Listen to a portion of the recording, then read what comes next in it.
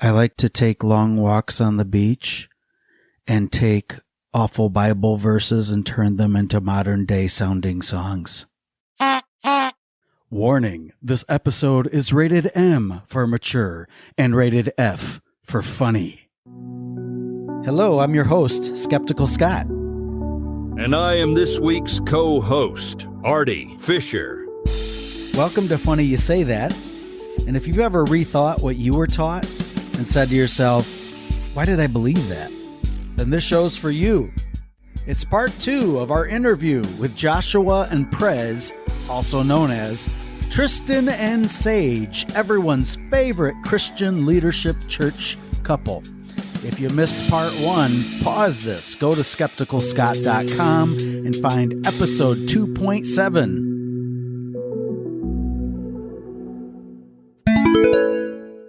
Malachi, chapter 2, verses 2 and 3. If you do not listen, and if you do not resolve to honor my name, says the Lord Almighty, I will send a curse on you, and I will curse your blessings. Yes, I have already cursed them, because you have not resolved to honor me. Behold, I will corrupt your seed. I will rebuke your descendants. I will smear on your faces the dung from your festival sacrifices. Behold, I will corrupt your seed and spread dung upon your faces. On your faces. Come on, let's sing that. Behold, I will corrupt your seed and spread dung upon your faces. On your faces. Make this the cry of your heart. Pandemic land felt like one giant year, even though it was 3 or 4 years, you know? And do you feel like that is when both your creativity kind of said, all right, we got to work on something?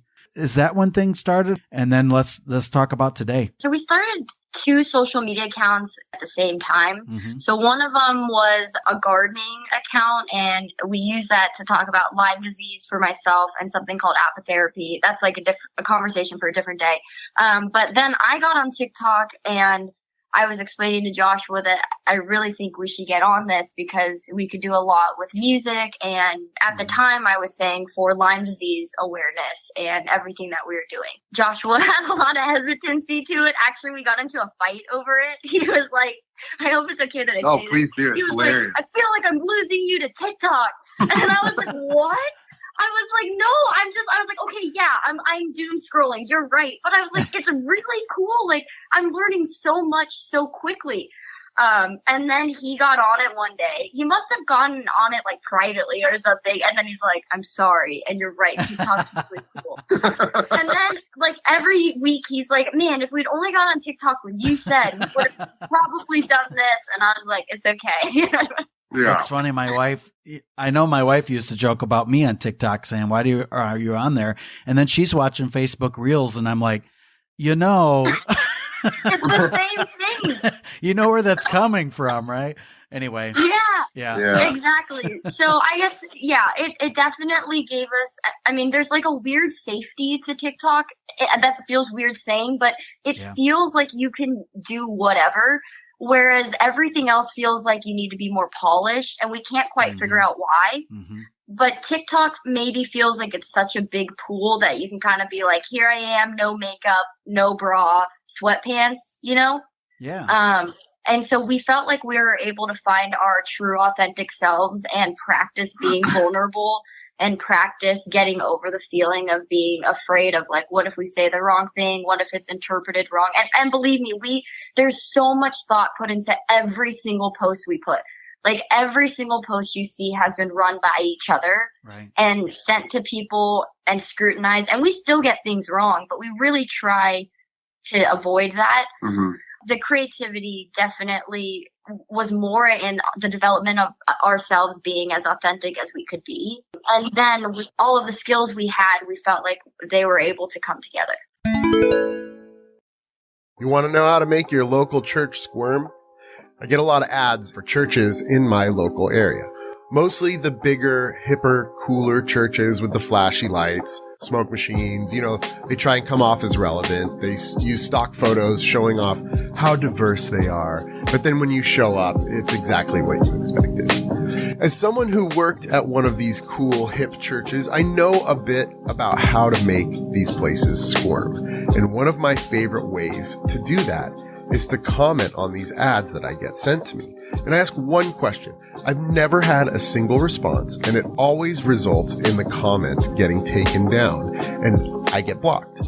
And it's not even an offensive question, but the question does force the church to show their hand to the people that they're advertising to.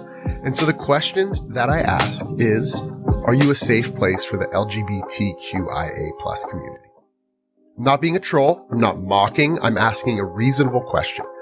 100% of the time, comment gets taken down. They take this down because they don't want the people that they're advertising to realize, oh, they're just the same as all the other churches. They just hide their hate a little bit better. Well, and talk about authenticity, guys. Now you're going live. That's about as authentic as you can get, right?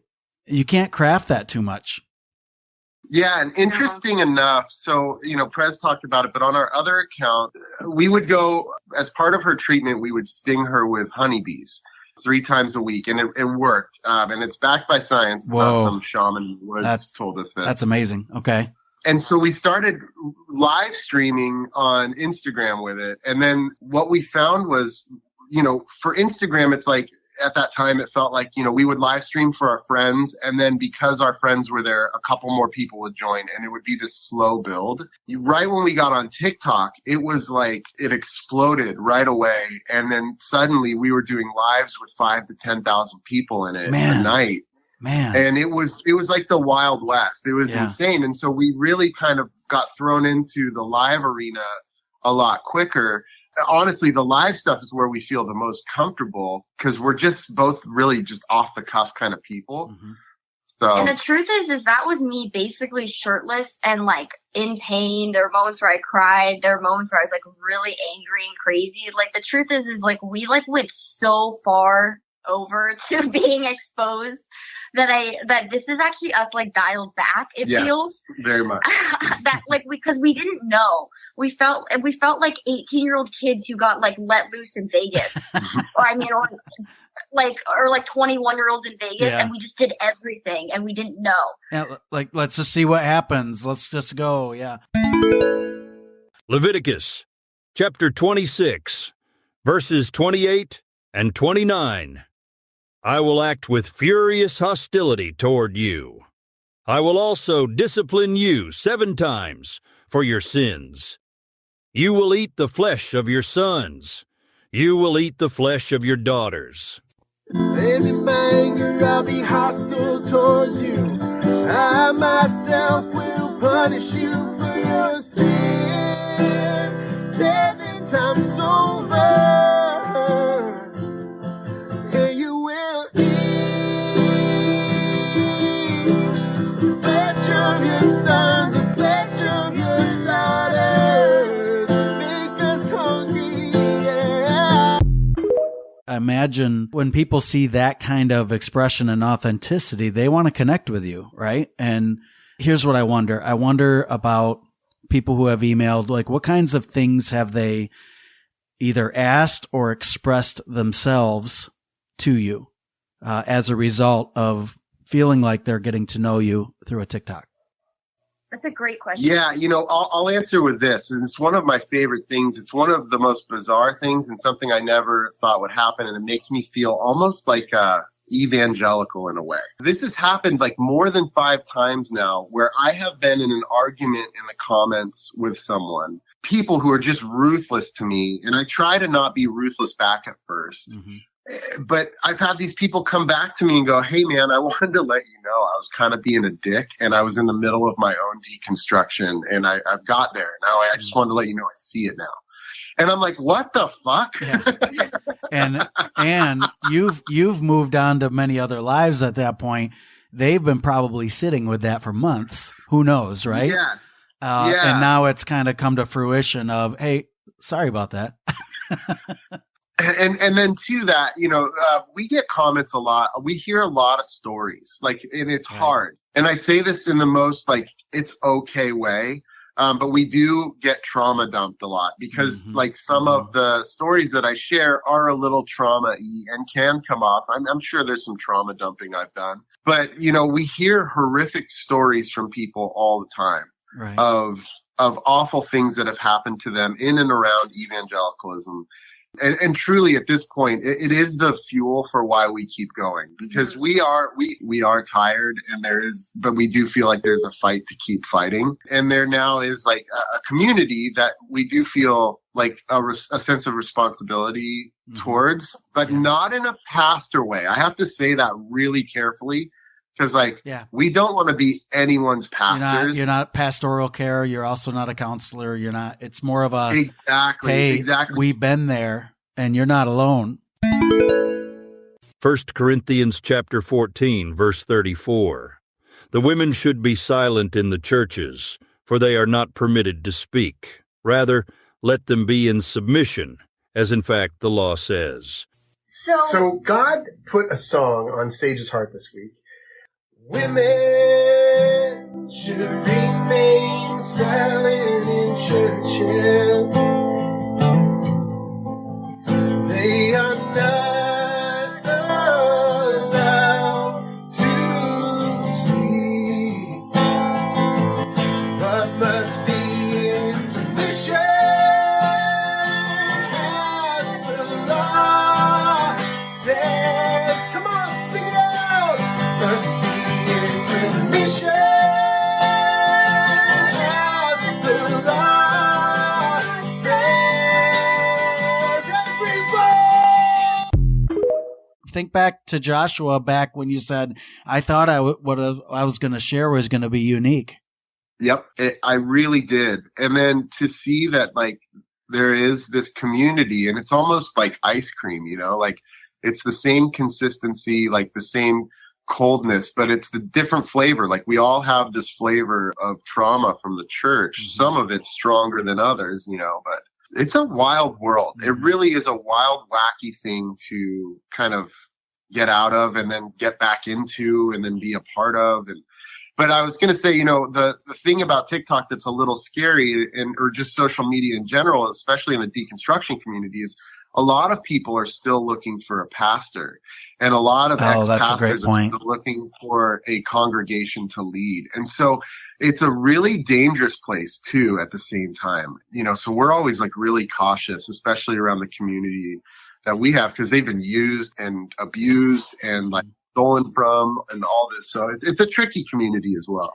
Well, that's why I call it social mania, right? If I don't know what to do with everything I've been hearing now and feeling.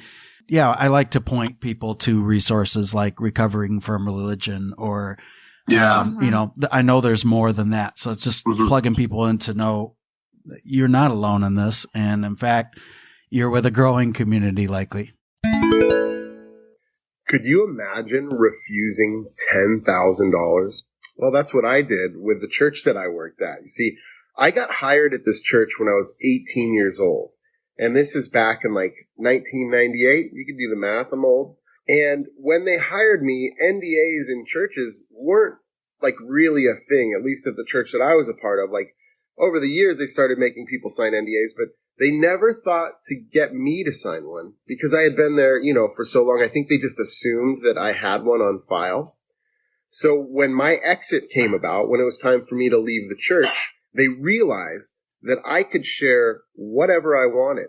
And so they came to me and said, hey, essentially, we're going to give you $10,000 to sign this NDA. And I refused to sign the NDA. And it's the best $10,000 I never had, because now I get to share my story on TikTok. Anything else you want our listeners to know? We would encourage everybody to get loud. I think this is a time right now that people need to be loud. And I guess I'll say this. I'm going to get a little preachy here. Go for it. I'm sitting. I'm ready, Pastor. I have ADHD. I have dyslexia. I have some learning disabilities that have truly caused me to remain silent on issues that I shouldn't be silent on, because I felt like I was too dumb to be in the arena. And then what I realized is that everybody's kind of in the arena, like flailing their swords around. And so, it's worth getting into. It's worth getting loud, even if you feel dumb. There's a lot of bad shit happening right now, especially in our country. And we hope that people get loud and obnoxious with it. If we wait for the right time, if we wait till we have it crafted exactly the right way to the right person, that time passes. Yeah. It's not going to happen. So just get out there. Yeah. That's a great message. I appreciate that. Prez, anything from you? Oh yeah. We always like to say that for anybody who is a Christian today or a believer or confused, or we always like to tell people that the door is always open, that no matter what you say to us, we literally will keep the door open if you need to come back and find a community. We just always feel that it's important to share the message of, we know how that our views we feel are pretty strong and pretty clear, but that ultimately all we want to do is find peace, and that we really need to figure out a way to not die to our own beliefs on separate mountains, but to find a way to come together. And I know that may just come off as being idealistic, but truly, like, the door is always open with us. Yep. Deuteronomy chapter 23, verse 1. If a man's private parts have been crushed or cut off, he cannot fully belong to the Lord's people. No man with crushed or severed genitals may enter the assembly of the Lord. Come on, you bastards, let's sing it out. No one of illegitimate birth may enter the assembly of the Lord. Man, this has been a great conversation, and I thought we were done, but what I heard in your last responses, I'm kind of sensing, I don't know, a shifting or an openness. Am I wrong on that? Hey, where would you say you are today? Yeah, can I take a couple minutes to answer this? Because it's a good question. But for me, because it's fresh on my mind right now, it's exactly where I'm at. For me, when I left the church, it was like full rejection of God. Like, I don't believe in any of this. There's an anger phase. Yeah, totally. And then, and then I went into like a discovery phase, and then it kind of like solidified that even more. And then, this is a for me personally story, but I took mushrooms for the first time. Yeah. And it really like changed my perspective and opened me up in just such a weird way. And I kind of left that experience feeling like there is something out there, but I don't know what. And I don't think it wants to be known, right? Like for me, and this is all my personal belief, I don't sell this shit to anybody. Sure. But like, I don't think whatever's out there really wants to be known if it is out there. Who knows, right? So this kind of like mystic. But I will say this, I jumped back into the teachings of Jesus a little bit the other day. And it was like a reminder of where I got so much of like my morality from and so much of like my sense of social justice. And it was like revisiting an old relationship where some good happened in that relationship. It wasn't all bad. Yeah. And so it was beautiful to be able to kind of go back to that. So all that said, I don't know what I fucking believe, but I think that that's where I should be, and I honestly think that for me is one of the most intellectually honest things that I can say is that I don't know, but I do know that I'm not going to force shit on people. No, I love that, and I've not done mushrooms, but I've heard it kind of strips away some barriers and just slow down. Yeah, that's a great description of.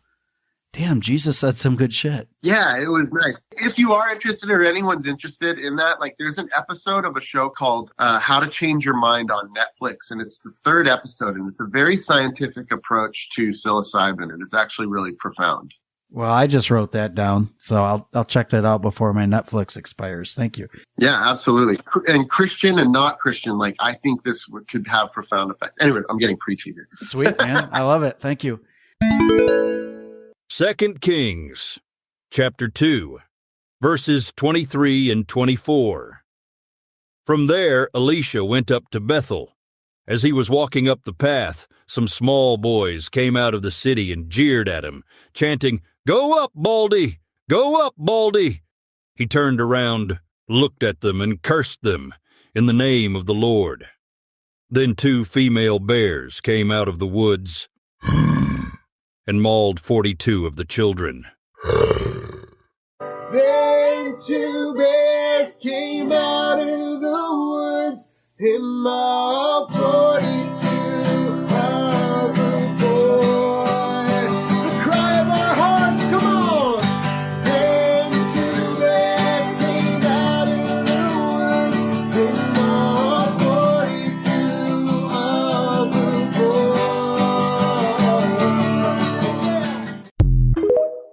Prez, how about you? Yeah, it's a really good question. It's one I think about a lot. I also am similar to I don't know, and I think it's important that we are honest in that.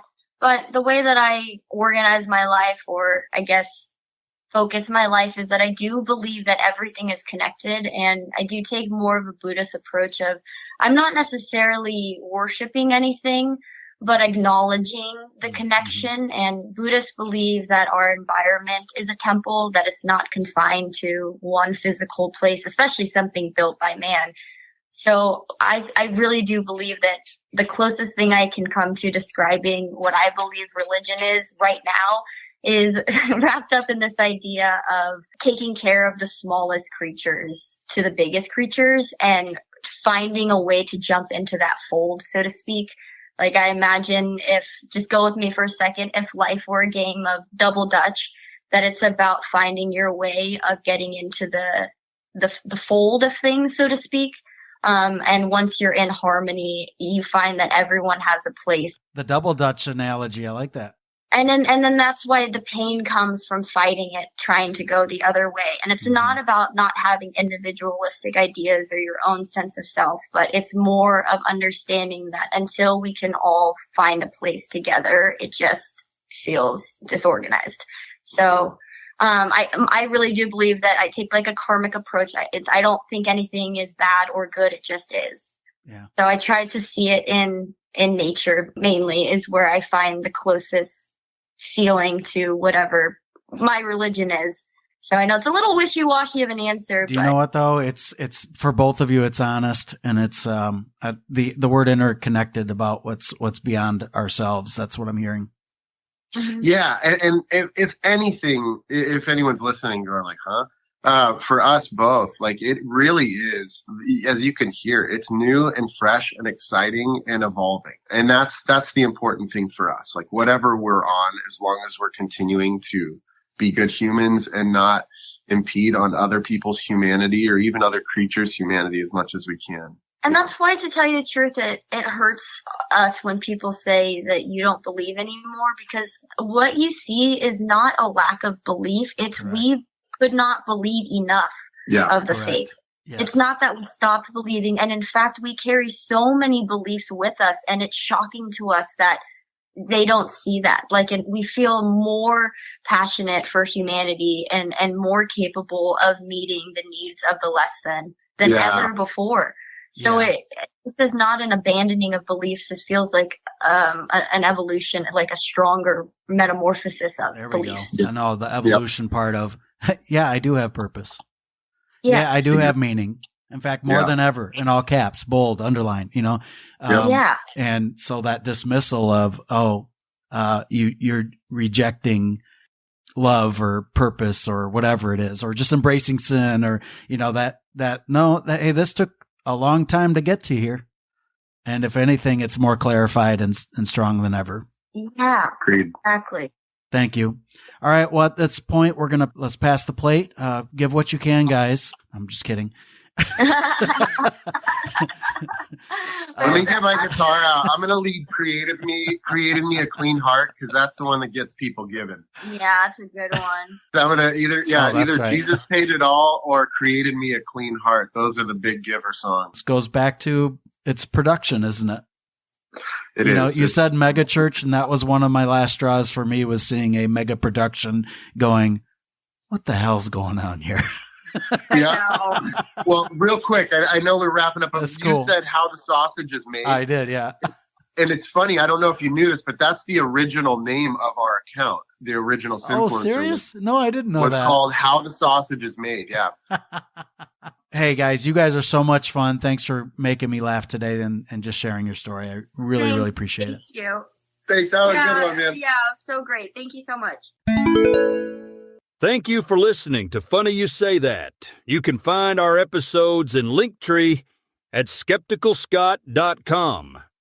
Our final inspirational Bible verse for the day comes from Isaiah chapter 13, verses 15 and 16. Anyone who is captured will be cut down and run through with a sword. Their little children will be dashed to death before their eyes. Their homes will be sacked, and their wives will be raped. What a service. Let's close it out with this song, y'all. Here we go.